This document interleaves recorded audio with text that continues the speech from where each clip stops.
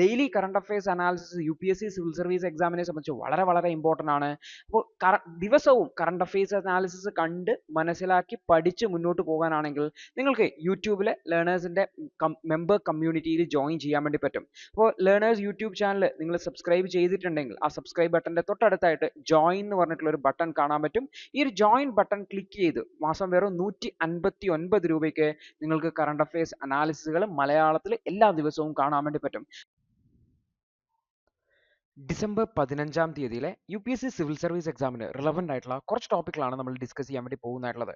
അതിൽ ആദ്യത്തെ ടോപ്പിക് എന്ന് വെച്ചാൽ സൗത്ത് കൊറിയയിൽ നിന്ന് പ്രസിഡന്റിനെ ഇംപീച്ച് ചെയ്യാൻ ആവശ്യമായിട്ടുള്ള നടപടികൾ ആരംഭിച്ചു എന്ന് പറഞ്ഞിട്ടുള്ളതാണ്. അപ്പോൾ പ്രസിഡന്റ് അവിടെ മാർഷ്യൽ ലോ ഇമ്പോസ് ചെയ്തതായിട്ടും ആ മാർഷ്യൽ ലോ പിന്നീട് പിൻവലിക്കേണ്ടതായിട്ട് വന്നതായിട്ടും നമ്മൾ കഴിഞ്ഞ ദിവസം ഡിസ്കസ് ചെയ്തിട്ടുണ്ടായിരുന്നു. അപ്പോൾ അതിനെ സംബന്ധിച്ച് വന്നിട്ടുള്ള ഒരു വാർത്തയാണ് നമുക്കൊന്നുകൂടി നോക്കാം. അപ്പോൾ സൗത്ത് കൊറിയയിൽ അവിടുത്തെ പ്രസിഡന്റ് പെട്ടെന്നൊരു ദിവസം മാർഷ്യൽ ലോ അല്ലെങ്കിൽ പട്ടാള ഭരണം നടത്താൻ വേണ്ടിയിട്ട് ശ്രമിച്ചിട്ടുണ്ടായിരുന്നു. അദ്ദേഹം പ്രഖ്യാപിച്ചു. പക്ഷെ വലിയ പ്രതിഷേധം ഉണ്ടാവുകയും ആ പാർലമെന്റ് തന്നെ അവിടുത്തെ ലോ മേക്കേഴ്സ് തന്നെ അതിനെ അംഗീകരിക്കാത്ത സാഹചര്യത്തിലേക്ക് വരികയും ചെയ്തിട്ടുണ്ടായിരുന്നു. ഇതിനെ തുടർന്ന് ഓപ്പോസിഷൻ പാർട്ടി ഇത് ജനങ്ങളുടെ വിജയമാണെന്ന് പ്രഖ്യാപിക്കുകയും അദ്ദേഹത്തിനെതിരെ നടപടിക്കൊരുങ്ങുകയും ചെയ്തിട്ടുണ്ടായിരുന്നു എന്ന് കൂടി ഓർത്തു വെക്കാം. അപ്പോൾ ഈ ഡിസംബർ 3-ാം തീയതിയാണ് വളരെ പെട്ടെന്ന് അദ്ദേഹത്തിന്റെ പാർട്ടിക്കാർ പോലും അറിയാതെ അദ്ദേഹം മാർഷ്യൽ ലോ ഇമ്പോസ് ചെയ്യാൻ വേണ്ടി ശ്രമിച്ചിട്ടുണ്ടായിരുന്നത്. ആ ഒരു പൊളിറ്റിക്കൽ ഡ്രാമ ഒരുപാട് പ്രൊട്ടസ്റ്റുകൾക്ക് ശേഷം പിൻവലിക്കുകയും ചെയ്തിട്ടുണ്ടായിരുന്നു.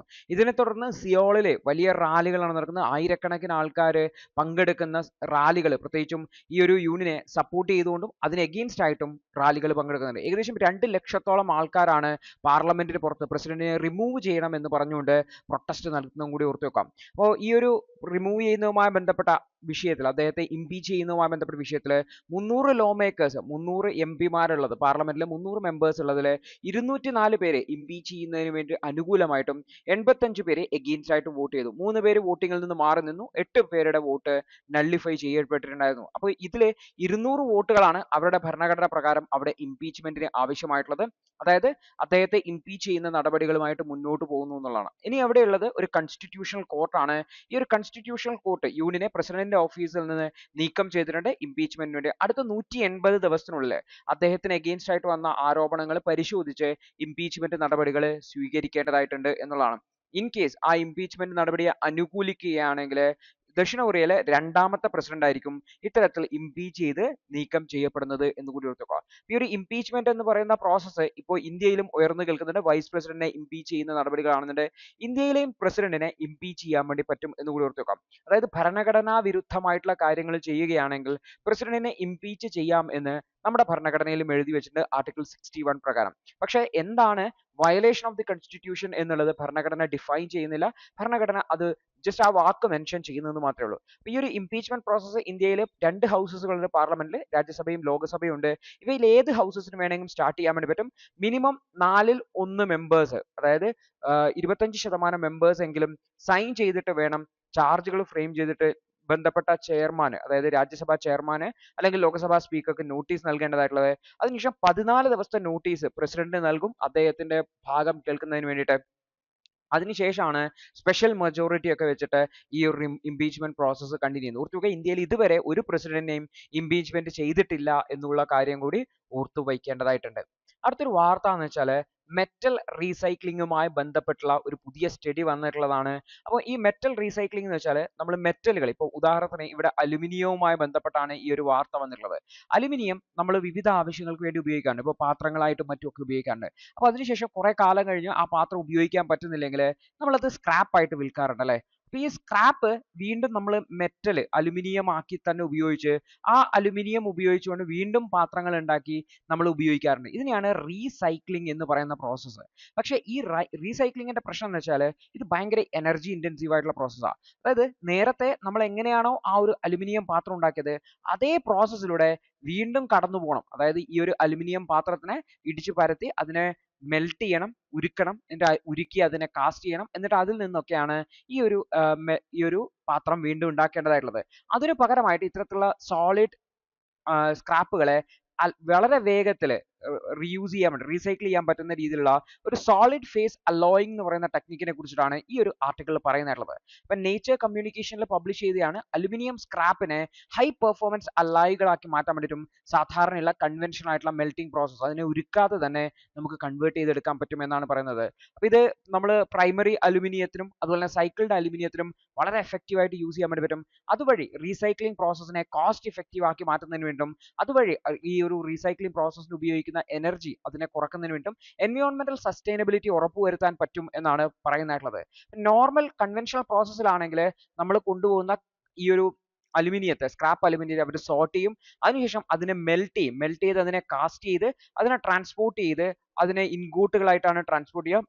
ആ ഇൻഗോട്ടുകളായി ട്രാൻസ്പോർട്ട് ചെയ്ത് ആ ഇൻഗോട്ടുകളെ എക്സ്ട്രൂഷൻ അല്ലെങ്കിൽ റോളിംഗ് പ്രോസസ്സിലൂടെ ഷീറ്റുകളാക്കി പൈപ്പുകളാക്കി മാറ്റി പ്രൊഡക്റ്റുകളാക്കിയിട്ടാണ് നമ്മുടെ മാർക്കറ്റിലേക്ക് വരുന്നതായിട്ടുള്ളത്. സോ ഇത്രയും പ്രോസസ്സ് ട്രഡീഷണൽ അലുമിനിയം റീസൈക്ലിങ്ങിലുണ്ട്. അപ്പൊ ഇവിടെ ഈ ഒരു സോളിഡ് ഫേസ് പ്രോസസ്സിങ്ങിന്റെ പ്രത്യേകത എന്ന് വെച്ചാൽ ഇവിടെ മെൽറ്റ് ചെയ്യില്ല, ഇതിനെ ഒരു സെമി സോളിഡ് സ്റ്റേറ്റിലേക്ക്, അതിനെയാണ് പ്ലാസ്റ്റിസൈസ്ഡ് സോളിഡ് എന്ന് പറയുന്നത്, ഒരു സെമി സോളിഡ് സ്റ്റേറ്റിലേക്ക് മാത്രമേ ഹീറ്റ് ചെയ്ത് മാറ്റുള്ളൂ. എന്നിട്ട് അതിലേക്ക് അലോയിങ് എലമെന്റുകളെ ആഡ് ചെയ്യും. എന്നിട്ട് ഈ സ്ക്രാപ്പും ഈ ഒരു അലോയിങ് എലമെന്റും ഈ ഒരു സെമി സോളിഡ് അല്ലെങ്കിൽ സ്റ്റേറ്റിൽ അല്ലെങ്കിൽ പ്ലാസ്റ്റിസൈഡ് സോളിഡ് സ്റ്റേറ്റിൽ നിന്നും എക്സ്ട്രൂഡ് ചെയ്ത് നമുക്ക് ആവശ്യമായിട്ടുള്ള പ്രൊഡക്റ്റുകൾ ഉണ്ടാക്കാൻ വേണ്ടി പറ്റുന്നതാണ്. അപ്പോൾ ഇത് കുറെ കൂടി എഫിഷ്യന്റ് ആയിട്ടുള്ള, ഗ്രീനർ ആയിട്ടുള്ള, സ്ട്രോങ്ങർ ആയിട്ടുള്ള റീസൈക്കിൾ പ്രൊഡക്റ്റ് ഉണ്ടാക്കാൻ പറ്റും. നേരത്തെ പോലുള്ള ഒരുപാട് എനർജി ഇന്റൻസീവ് ആയിട്ടുള്ള പ്രോസസ്സുകൾ ആവശ്യമില്ല എന്നുള്ളതാണ് ഇതിന്റെ അഡ്വാൻറ്റേജ്. അപ്പോൾ അലുമിനിയം സ്ക്രാപ്പിനെ നമുക്ക് കോപ്പറും സിങ്കും മെഗ്നീഷ്യവുമായിട്ടൊക്കെ ചേർത്തുകൊണ്ട് ഹൈ സ്ട്രെങ്ത് അലോയ്സ് ആയിട്ട് ഡെവലപ്പ് ചെയ്യാൻ വേണ്ടി പറ്റും. സോളിഡ് ഫേസ് അലോയിങ് എന്ന് പറയാം. അപ്പോൾ ഇവിടെ ലിക്വിഡിലേക്ക് കൺവേർട്ട് ചെയ്യേണ്ട ആവശ്യമില്ല, ഒരു സെമി സോളിഡ് സ്റ്റേറ്റ്, അതിനെയാണ് പ്ലാസ്റ്റിസൈസ്ഡ് സ്റ്റേറ്റ് എന്ന് വിളിക്കുന്നത്, ഒരു സെമി സോളിഡ് സ്റ്റേറ്റിൽ തന്നെ നമുക്ക് ഇതിനെ ചെയ്യാൻ വേണ്ടി പറ്റും എന്നുള്ളതാണ്. അപ്പോൾ നേരത്തെ നമ്മൾ ചെയ്തു വരുന്ന മെൽറ്റിങ്, ഉരുക്കുക, അതിനെ കാസ്റ്റ് ചെയ്യുക, എക്സ്ട്രൂഡ് ചെയ്യുക തുടങ്ങിയുള്ള പ്രോസസ്സുകളെ നമുക്ക് ഒഴിവാക്കാൻ പറ്റും. നേരിട്ട് നമുക്ക് സെമി സോളിഡ് സ്റ്റേറ്റിൽ നിന്ന് എക്സ്ട്രൂഡ് ചെയ്തെടുക്കാൻ വേണ്ടി പറ്റുന്നതാണ്. അപ്പോൾ ഇതിനു വേണ്ടിയിട്ട് ഒരു പേറ്റന്റഡ് ടെക്നിക്കാണ് യൂസ് ചെയ്യുക, shear assisted processing and extrusion എന്ന് പറയുന്ന ടെക്നിക്ക്, ഷേപ്പ് എന്ന് പറഞ്ഞ ഒരു ടെക്നിക്കാണ് യൂസ് ചെയ്യുക. ഇതിൽ പ്രധാനമായിട്ടും ഫ്രിക്ഷനും അതുപോലെ തന്നെ ഹീറ്റും ഒക്കെ ഉപയോഗിച്ചുകൊണ്ടാണ് വർക്ക് ചെയ്യുന്നതെന്ന് കൂടി ഓർത്ത് വെക്കുക. അപ്പോൾ ഇവിടെ നമുക്ക് കിട്ടുന്നത് ഒരു അലോയ് ആണ്, അലുമിനിയം അല്ല കിട്ടുന്നത്, അലുമിനിയത്തിന്റെ അലോയ് ആണ് കിട്ടുന്നത്. കാരണം അതിൽ നമ്മൾ സിങ്കും കോപ്പറും മെഗ്നീഷ്യം ഒക്കെ ചേർക്കുന്നുണ്ട്. അപ്പോൾ കുറച്ചുകൂടി ഹൈ സ്ട്രെങ്ത് ഉള്ള അലോയ് ആണ് കിട്ടുക. ഇതിനെ നമുക്ക് നേരത്തെ ഉണ്ടായിരുന്ന അലുമിനിയം പ്രൊഡക്റ്റുകളെക്കാൾ ഗുണമേന്മയുള്ള പ്രൊഡക്റ്റുകൾ ഉണ്ടാക്കാൻ വേണ്ടിയിട്ട് നമുക്ക് ഈ അലോയിനെ യൂസ് ചെയ്യാൻ വേണ്ടി പറ്റുന്നതാണ്. അപ്പോൾ എനർജി ഇന്റൻസീവ് ആയിട്ടുള്ള ബൾക്ക് മെൽറ്റിംഗ് പ്രോസസ്സിനെ നമുക്ക് ഒഴിവാക്കാൻ പറ്റും എന്നുള്ളതാണ്. ഇത് മാനുഫാക്ചറിങ് കോസ്റ്റ് വളരെയധികം കുറക്കാൻ സാധ്യതയുണ്ട്. അതേപോലെ തന്നെ ലോ കോസ്റ്റ് സ്ക്രാപ്പുകളെ ഉപയോഗിച്ചുകൊണ്ട് അഫോർഡബിൾ ആയിട്ടുള്ള പ്രൊഡക്ഷൻ മെത്തേഡുകൾ വഴി നമുക്ക് ഹൈ പെർഫോമൻസ് ഉള്ള ഹൈലി ഡ്യൂറബിൾ ആയിട്ടുള്ള പ്രൊഡക്റ്റുകൾ ഉണ്ടാക്കാൻ പറ്റും എന്നുള്ളതാണ്. ഈ ഒരു റീസൈക്കിൾഡ് അലുമിനിയത്തിന്റെ ലൈഫ് സ്പാൻ എന്ന് പറയുന്നത് സാധാരണ ഉള്ളതിനേക്കാൾ ബെറ്റർ ആയിരിക്കും, ബെറ്റർ പെർഫോമൻസ് കിട്ടും. നമുക്ക് വെഹിക്കിൾ നിർമ്മിക്കുന്നതിന് വേണ്ടിയിട്ടും കൺസ്ട്രക്ഷൻ മെറ്റീരിയൽ ആയിട്ടും ഹൗസ് ഹോൾഡ് അപ്ലയൻസുകൾ ഉണ്ടാക്കാനും ഒക്കെ ഈ ഒരു സോളിഡ് ഫേസ് അലോയിങ് വഴി പ്രൊഡ്യൂസ് ചെയ്യുന്ന ആ ഒരു അലോയ് ഉപയോഗിക്കാൻ വേണ്ടി പറ്റും. ഈവൻ നമുക്ക് 3D പ്രിന്റിങ്ങിന് വേണ്ടിയിട്ടുള്ള മെറ്റൽ വയർസ് വരെ ഉണ്ടാക്കുന്നതിന് വേണ്ടിയിട്ട് ഈ ഒരു പ്രോസസ്സിലൂടെ പറ്റും എന്ന് കൂടി ഓർത്തു വെക്കുന്നതാണ്. അപ്പോൾ ഈ ഒരു സോളിഡ് ഫേസ് അലോയിങ് എന്ന് പറയുന്ന പ്രോസസ്സ് അത് അലുമിനിയത്തിന് മാത്രമല്ല, നമുക്ക് ഏത് മെറ്റൽ കോമ്പിനേഷനും അപ്ലൈ ചെയ്യാൻ വേണ്ടി പറ്റും. അതുകൊണ്ട് തന്നെ നമുക്ക് നേരത്തെ അച്ചീവ് ചെയ്യാൻ പറ്റാതിരുന്ന പല മെറ്റൽസ് അലോയ് കോമ്പിനേഷൻസും നമുക്ക് എത്താൻ വേണ്ടി പറ്റും എന്ന് കൂടി ഓർത്തു വെക്കുന്നതായിട്ട്. അപ്പോൾ സിൻഡി പവലാണ് പസഫിക് നോർത്ത് വെസ്റ്റ് നാഷണൽ ലബോറട്ടറിയിലെ ഈ ഒരു ഡെവലപ്മെന്റ് കൊണ്ടുവന്നുള്ളത്. ഈ ഒരു സോളിഡ് സ്റ്റേറ്റ് മാനുഫാക്ചറിങ് പ്രോസസ് എന്ന് പറയുന്ന ഒരു മാനുഫാക്ചറിങ് പ്രോസസ്സിന്റെ ആ ഒരു റവല്യൂഷണറി പൊട്ടൻഷ്യൽ ആണ് ഇവിടെ ഹൈലൈറ്റ് ചെയ്യുന്നതെന്നും കൂടി ഓർത്തു വയ്ക്കേണ്ടതായിട്ട്. അടുത്തൊരു വാർത്ത എന്ന് വെച്ചാൽ H5N1, അതായത് പക്ഷിപ്പനി എന്ന് പറയുന്നത് അതിപ്പോൾ നമുക്ക് കാറ്റിൽസിലും മൃഗങ്ങളിലും ഒക്കെ കാണാൻ വേണ്ടി പറ്റും. ഇത് ബൊവൈൻ H5N1 എന്ന് വെച്ചാൽ നമ്മുടെ കാറ്റിൽസ്, പശുക്കളിലും മറ്റു വളർത്തു മൃഗങ്ങളിലും ഒക്കെ കാണുന്നതാണ്. ആ ഒരു ബൊവൈൻ H5N1 എന്ന് പറയുന്നത് ന്യൂറോട്രോപ്പിസം കാണിക്കുന്നുണ്ട് എന്നാണ് വാർത്തയിൽ വന്നിട്ടുള്ളത്. അപ്പോൾ നമുക്ക് എന്താണ് ന്യൂറോട്രോപ്പിസം, എന്താണ് ഈ H5N1ന്റെ ഫീച്ചേഴ്സ് എന്നുള്ളത് നോക്കാം. അപ്പോൾ ഈ ഒരു ടിഷ്യൂ ട്രോപ്പിസം എന്ന് പറയുന്നത് H5N1 സ്ട്രെയിൻസിനെ മൈസിലെ പ്രധാനമായിട്ടും രണ്ട് H5N1 സ്ട്രെയിൻ 2004 കണ്ടത് അത് ഫാറ്റൽ ഹ്യൂമൻ കേസ് ആണ്. 2024 ബൊവൈനിൽ കാറ്റിൽസിൽ H5N1 കണ്ടെത്തിയിട്ടുള്ളത്. ഇത് സ്ട്രെയിൻ ഇപ്പോൾ കറന്റ് സർക്കുലേറ്റ് ചെയ്യുകയാണ്.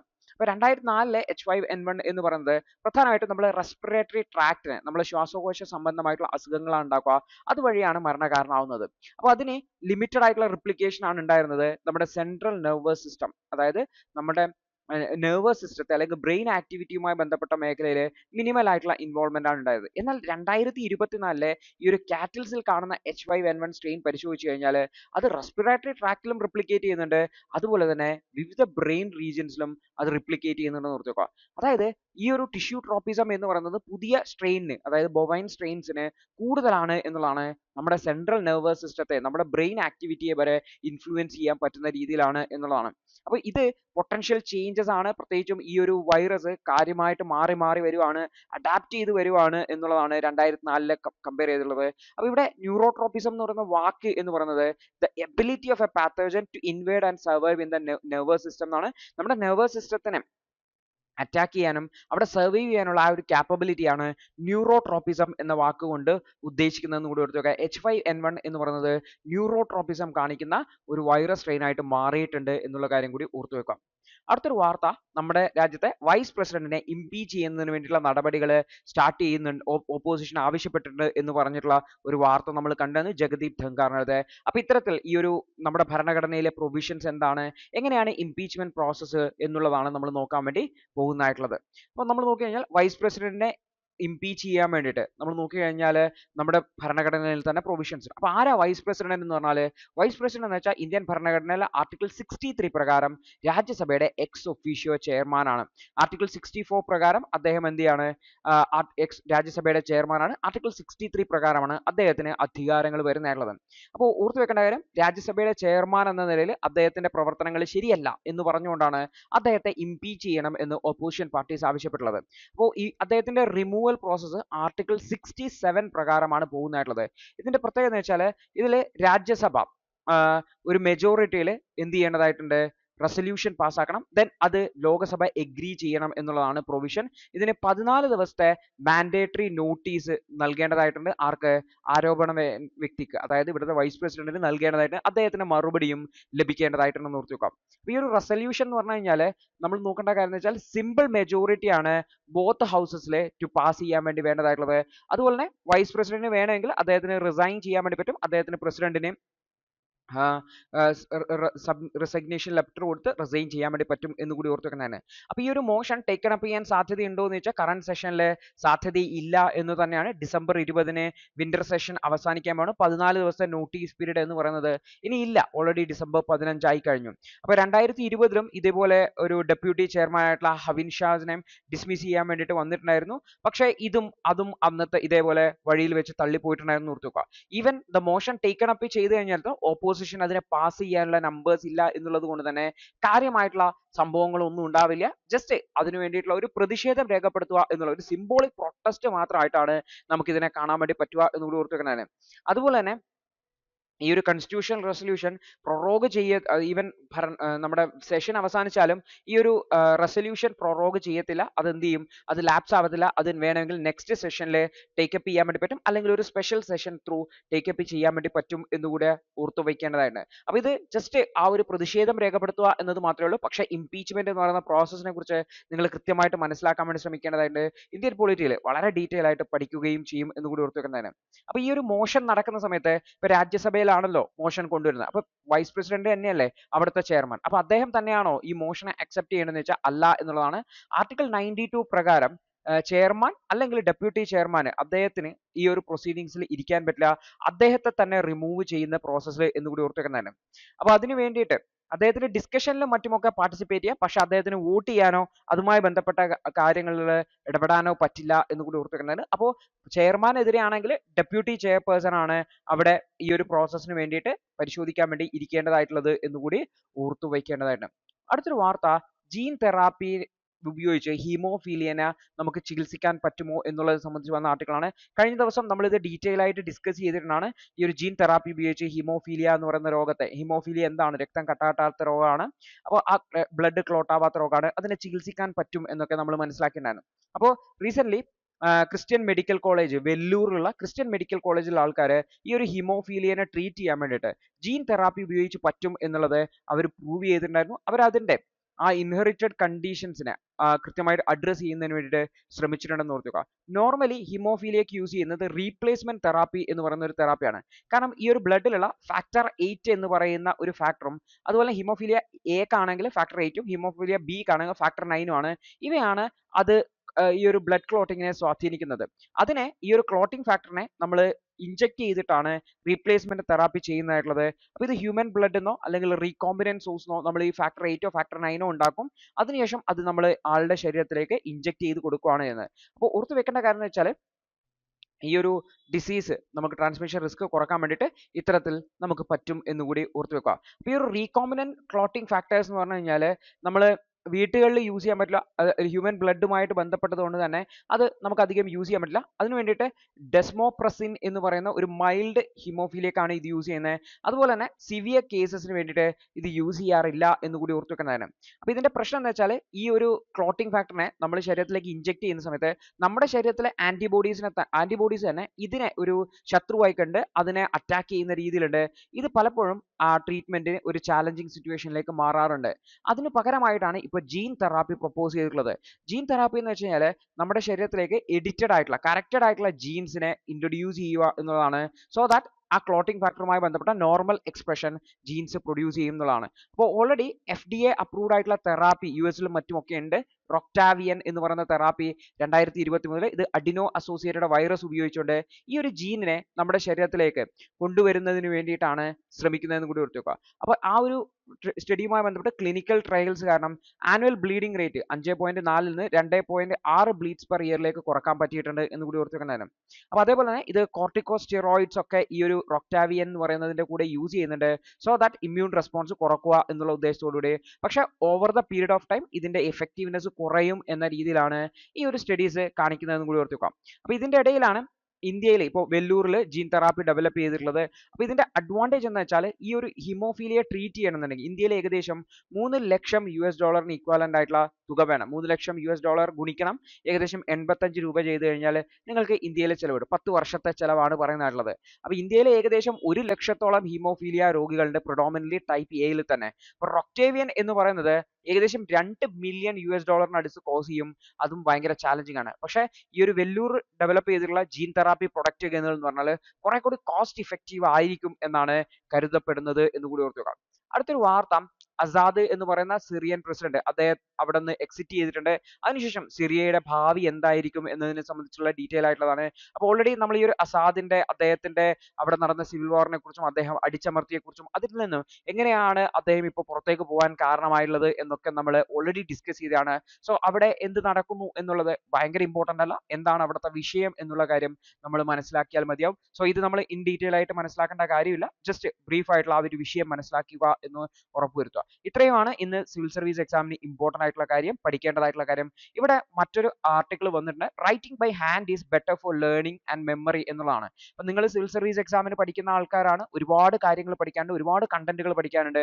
സോ ഈ ഒരു സ്റ്റഡിയിലുള്ള ഔട്ട്കം അല്ലെങ്കിൽ ഈ ഒരു സ്റ്റഡി എന്ന് പറയുന്നത് നിങ്ങളെ പഠിക്കാൻ വേണ്ടിയിട്ട് ഹെൽപ്പ് ചെയ്യുന്ന സംഭവമാണ്. അപ്പോൾ ഇവിടെ പറയുന്നത് എന്താണെന്ന് വെച്ചാൽ നമ്മൾ എഴുതി പഠിക്കുകയാണെങ്കിൽ നമുക്കത് മെമ്മറിയിൽ കൂടുതൽ നിൽക്കാൻ സാധ്യതയുണ്ട് അല്ലെങ്കിൽ നിൽക്കും എന്നുള്ളതാണ് സയന്റിഫിക് ആയിട്ട്. അപ്പോൾ നിങ്ങൾ പഠിക്കുന്ന സമയത്ത് വെറുതെ വായിച്ച് പഠിക്കുന്നതിന് സമയം എഴുതി പഠിക്കാൻ വേണ്ടി ശ്രമിക്കുക. വായിക്കുന്ന കാര്യങ്ങൾ എഴുതി പഠിക്കാൻ വേണ്ടി ശ്രമിക്കുക. സോ ദാറ്റ് അത് നമ്മുടെ മെമ്മറിയിൽ കൂടുതലായിട്ട് നിൽക്കും എന്നുള്ളതാണ് ഈ ഒരു ആർട്ടിക്കിൾ പറയുന്നത്. ഈ ഒരു കാര്യം പണ്ടേ നമ്മുടെ ടീച്ചർമാരും മറ്റുമൊക്കെ നമ്മളോട് പറയുന്ന കാര്യം തന്നെയാണ്, എഴുതി പഠിക്കണം, പ്രത്യേകിച്ച് കണക്കൊക്കെ എഴുതി പഠിക്കണം എന്ന്. ഇത് കണക്ക് മാത്രമല്ല, നിങ്ങൾ പഠിക്കുന്ന ഏത് സബ്ജക്റ്റ് ആയാലും എഴുതി പഠിക്കാൻ വേണ്ടി ശ്രമിക്കുക. സോ ദാറ്റ് നമ്മുടെ മെമ്മറിയിൽ കുറെ കൂടി നിൽക്കും എന്നുള്ളതാണ് ഈ ഒരു സ്റ്റഡി കാണിക്കുന്നത്. അത് സയന്റിഫിക്കലായിട്ട് പ്രൂവൺ ചെയ്തു എന്ന് പറഞ്ഞിട്ടുള്ള ഒരു ആർട്ടിക്കിൾ ആണ്. അപ്പോൾ പഠിക്കുന്ന സമയത്ത് എഴുതി പഠിക്കാൻ വേണ്ടി ശ്രമിക്കുക, റിവിഷൻ ചെയ്യുന്ന സമയത്ത് എഴുതി റിവിഷൻ ചെയ്യാൻ വേണ്ടി ശ്രമിക്കുക. അതുവഴി നിങ്ങൾക്ക് മെമ്മറി വർദ്ധിപ്പിക്കാൻ വേണ്ടി പറ്റും എന്നുള്ളതാണ്. അപ്പോൾ ഇത്രയുമാണ് നമുക്ക് ഇന്നേ ദിവസം മനസ്സിലാക്കാനുള്ളത്. അപ്പോൾ ഞാൻ ഈ ഒരു സെഷൻ കൺക്ലൂഡ് ചെയ്യാണ്. All good bye, all the best. The ഹിന്ദുവിന്റെ ഇന്നത്തെ വിശകലനം കണ്ടതിന് നന്ദി. നിങ്ങൾക്ക് ഇത് സഹായകരമായെന്ന് വിശ്വസിക്കുന്നു. ഇന്നത്തെ ബാക്കിയുള്ള വാർത്തകളുടെ വിശകലനത്തിനു വേണ്ടി ഞങ്ങളുടെ ന്യൂസ് അനാലിസിസ് ക്ലാസ്സിൽ ജോയിൻ ചെയ്ത് പഠിക്കാവുന്നതാണ്. ഒരു മാസം വെറും 159 രൂപയ്ക്ക് നിങ്ങളുടെ UPSC തയ്യാറെടുപ്പിന് ആവശ്യമായ എല്ലാ പ്രധാന വിശദാംശങ്ങളും ഉൾക്കൊള്ളുന്ന ഒരു സമഗ്രമായ ന്യൂസ് അനാലിസിസ് നിങ്ങൾക്ക് മലയാളത്തിൽ ലഭിക്കും. കൂടാതെ സിവിൽ സർവീസിനു വേണ്ടിയുള്ള ജനറൽ സ്റ്റഡീസ് ക്ലാസുകൾ കൂടി മലയാളത്തിൽ മനസ്സിലാക്കി പഠിക്കാൻ ഞങ്ങളുടെ ലേണേഴ്സ് അൺലിമിറ്റഡ് ക്ലാസ്സിൽ ജോയിൻ ചെയ്യാം. മാസം വെറും 1500 രൂപയ്ക്ക്.